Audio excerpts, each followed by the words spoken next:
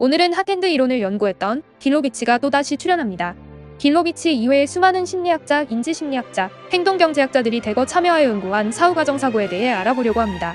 이 역시 심리학이 중심을 이루지만 경제학과 관련된 내용도 다소 출연하므로 백그라운드의 권의 매몰비용과 기회비용도 함께 알아두어야 합니다.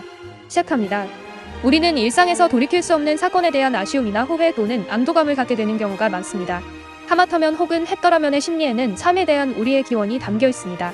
이미 심리학자들이 깊이 연구하여 수많은 논문들을 발표해 놓았습니다. 그들은 이러한 심리를 사후가정사고라고 일컫습니다. 사후가정사고의 사전적 정의는 다음과 같습니다. 어떤 사건을 경험한 후에 일어날 수도 있었지만 결국 일어나지 않았던 가상의 대안적 사건을 생각하는 것이다. 쉽게 예를 들면 만약 심판이 공정했더라면 김연아 선수가 금메달을 딸 수 있었을 텐데, 만약 이순신이 전사하지 않았더라면 지금 일본은 없을 텐데, 이런 가상 버전의 이야기들이 요즘 인기가 많습니다. 이와 같은 생각이 사후가정사고입니다. 위에서 본 바와 같이 사후가정사고는 문법적으로는 가정법입니다. 만약 땡땡했더라면에 해당되는 조건문, 즉 if절이 필요합니다.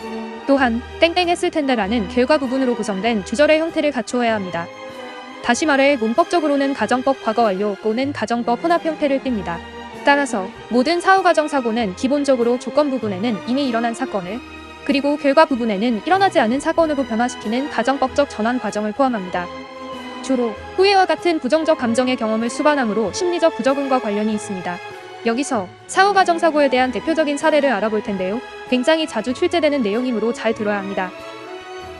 미국 코넬 대학교의 매드백이 1992년 바르셀로나 올림픽 메달리스트들이 메달이 확정된 순간과 시상식에서 보인 얼굴 표정들을 분석해 보았습니다. 이들의 연구에서 기쁨의 크기는 메달의 순서와 달랐습니다. 즉, 은메달을 딴 선수보다 동메달을 딴 선수가 더 환한 얼굴 표정을 지었던 것이죠. 이 연구는 기쁨이 성적 자체에 좌우되는 것이 아니라 누구와 비교하느냐에 따라 달라질 수 있다는 것을 보여준 매우 흥미로운 연구입니다. 은메달을 딴 선수는 내가 조금만 더 힘을 냈더라면 금메달을 딸 수 있었을 텐데 라는 부정적 사고로 인해 안타까움이 기쁨보다 큰 반면에, 동메달을 딴 선수는 내가 만일 조금만 방심했다면 메달을 놓쳤을 텐데 라는 긍정적 사고로 인해 기쁨이 배가 된 것입니다. 이렇게 은메달을 딴 사람의 사고와 동메달을 딴 사람의 사고는 사후가정사고의 유형을 보여주는 대표적 사례입니다. 방금의 연구에서 본 것처럼 사후가정사고는 동메달 선수가 보여주는 긍정적 사고와 은메달 선수가 보여주는 부정적 사고로 구성되어 있는데요. 부정적 사후가정사고를 상향적 사후가정사고라 하며 긍정적 사후가정사고를 하향적 사후가정사고라 일컫습니다. 헷갈리지 말기 바랍니다. 즉, 땡땡했더라면 더 좋았을 텐데 아깝다와 같이 후회와 실망의 의미가 더 강하면 상향적 사후가정사고를, 반면에 땡땡했더라면 못했을 수도 있었는데 다행이다 라는 의미로 사용되면 하향적 사후가정사고입니다. 쉽게 표현하면 더 높은 곳에 도달했더라면 더 좋았을 텐데 라고 후회하면 상향적, 반면에 더 낮은 곳에 도달할 수도 있었을 텐데 다행이다 라고 안도하면 하향적 사후가정사고가 됩니다. 그러나 두 가정사고 모두 장점이 있습니다. 연구에 따르면 상향적 사후가정사고조차도 미래 준비 기능을 수행하는 것으로 밝혀졌습니다. 즉, 이런 일이 다시 일어났을 때 더 잘 대처할 수 있도록 도와준다는 점에서 상향적 사후가정사고는 지금에 만족하지 않고 좀 더 높은 곳을 바라보는 향상적 동기가 됩니다. 또한 하향적 사후가정사고는 정서적 기능을 담당합니다. 어펙션은 애정이고 어펙티브는 정서적이라는 뜻인 거 아시죠? 즉, 부정적인 감정을 완화하는 반면 긍정적인 감정을 증대시키는 방향으로 작용한다는 점에서 하향적 사후가정사고는 현재 상태를 유지하고자 하는 예방적 동기가 되므로 두 가지 가정사고 모두를 잘 이용하면 동기유발에 상당한 영향력을 발휘할 수 있습니다. 그렇다면 사후가정사고 이면에는 어떤 심리적 효과들이 내포되어 있는 걸까요? 대표적으로 두 가지만 다루어 보겠습니다. 먼저, 사후가정사고는 기본적으로 대비효과를 통해 발생합니다. 대비효과는 특정 기준 또는 배경이 분명해졌을 때 상대적으로 더욱 극단적인 정서적인 반응이 형성되는 것을 의미하는데요. 예를 들어 이전 수학시험에서 70점을 받았던 아이가 90점을 받아왔을 때 아이의 어머니는 그 점수에 대해 매우 기뻐할 것입니다. 그런데 잠시 후 자기 아이보다 수학을 못하는 옆집 아이가 95점을 받았다는 정보를 접하면 좋았던 기분이 사라집니다. 1차 대비는 이전 시험과 지금 시험의 대비, 2차 대비는 우리 아이와 옆집 아이의 대비입니다. 이와는 반대로 1차 대비에서 90점을 받았던 아이가 70점을 받아왔을 때 아이의 어머니는 그 점수에 실망할 것이지만 2차 대비에서 늘 100점을 받던 옆집 아이가 이번 시험에서 60점을 받았다는 정보를 접한다면 실망에서 기쁨으로 바뀝니다. 이처럼 사후가정사고는 어떤 사건 자체의 경험이 아니라 무엇과 비교하느냐에 따라서 극적인 차이가 나타날 수 있다는 것이 대비효과의 핵심입니다. 또 다른 효과로는 인과관계가 있습니다. 또다시 인과관계가 등장합니다. 인과관계는 모든 자연과학 법칙의 절대적 전제이므로 과학, 확률, 경제, 심지어 심리학과 사회학의 가장 근본적 논리일 수밖에 없습니다. 사후가정사고에서는 조건 부분에서 선행사건의 반대적 전환이 결과 부분에서 실제로 일어난 사건의 반대적 전환으로 이어집니다. 즉, 가정법의 핵심 전제인 반대가정이 주를 이룹니다. 예컨대 주식 투자에서 거액을 잃은 투자자가 친구가 그 주식을 권하지만 않았다면 돈을 잃지 않았을 텐데 라는 사후가정 사고를 보이면 친구의 권고가 투자 실패를 일으켰다는 인과관계를 내포하고 있습니다. 인과관계를 조금 더 깊이 연구한 내용으로는 이미 일어난 사건에 전환성이 있는 경우와 전환성이 전혀 없는 경우에 대해 사후가정 사고가 책임감에 미치는 영향력 연구가 있습니다. 조금 어렵습니다. 먼저 실험 참가자들을 A, B 두 집단으로 나누어 서로 다른 시나리오를 읽게 합니다. 두 시나리오에는 공통적으로 포함된 내용이 있습니다. 특정 와인에 알레르기를 가진 한 직장인이 상사가 주문한 음식을 먹고 사망하는데 그 음식에는 알레르기를 유발하는 와인이 들어있었습니다. 그러나 시나리오 A에는 선택하지 않은 음식에는 그 와인이 들어있지 않았다는 선택 가능성의 내용을 담고 있는 반면 시나리오 B는 선택하지 않은 음식에도 같은 와인이 들어있다는 선택 불가능성의 내용을 담고 있습니다.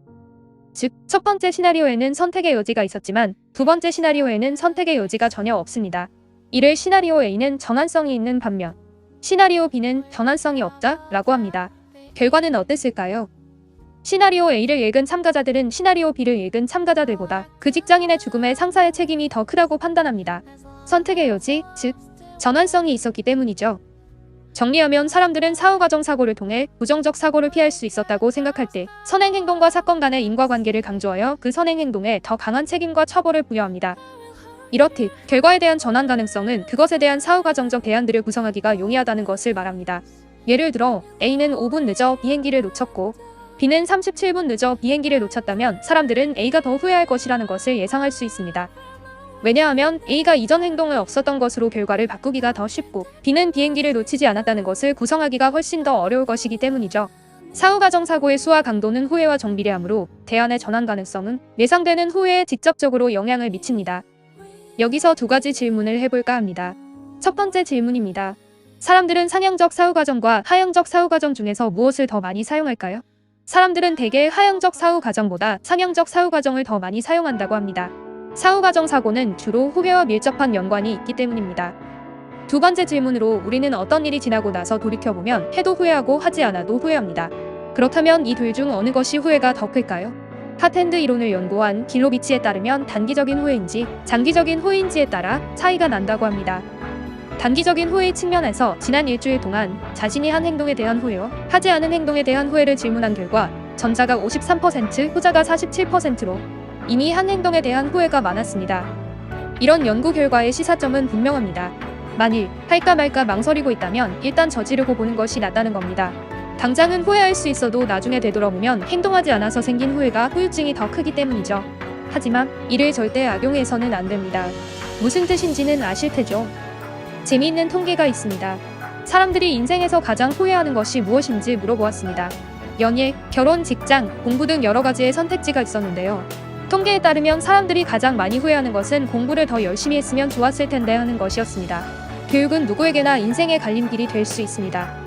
교육 수준에 따라 수입이나 개인적 성취감이 달라질 수 있기 때문입니다.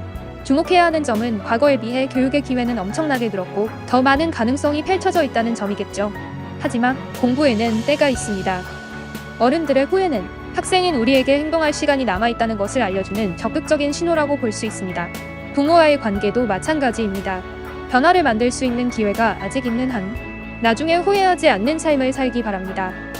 어른들은 가끔 그때 그랬으면 이렇게 안 살고 있을 텐데 라고 말씀하시곤 합니다. 그 순간으로 돌아간다면 어른들은 무엇을 바꾸고 싶어 할까요? 후회하지 않는 삶은 없습니다. 하지만 후회 따위로 바꿀 수 있는 것 또한 아무것도 없습니다. 혹시 현재 잘못된 선택으로 자신에게 불행을 일으키고 있다면 먼 훗날 부정적 사후가정 사고로 자신을 괴롭히지 않도록 후회하고 있을 미래 자신을 후회로부터 벗어나게 해주길 기원해봅니다. 오늘은 사후가정 사고에 대해 알아보았습니다.